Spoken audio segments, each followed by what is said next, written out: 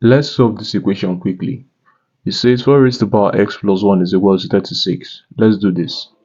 So the first thing I can do is I can express 4 to be equal to 2 squared, and I can express 36 to be equal to 2 squared times 3 squared.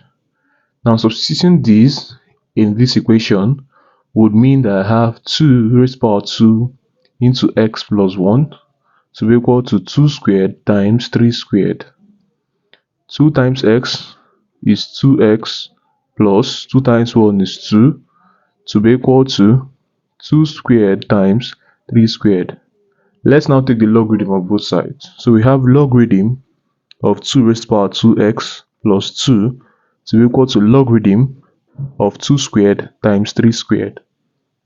Okay, now from the law of logarithm that states that log of a raised to the power b is equal to b times log of a, this invariably means that we have here, that what we have here is now 2x plus 2 times log of 2 to be equal to, now on this side we can split this to log of 2 squared plus log of 3 squared, because add and logarithm simply means multiply. Okay.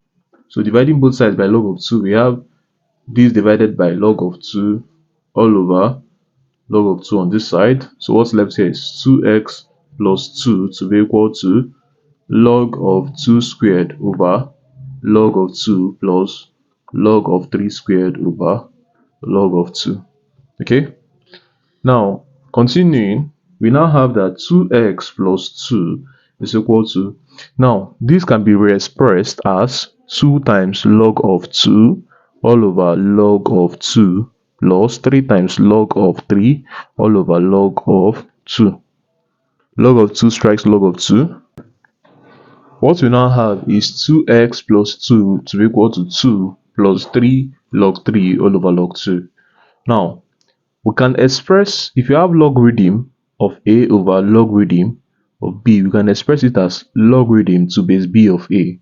Okay, so it means that here we now have 2x plus 2 to be equal to 2 plus 3 times logarithm of 3 in base 2.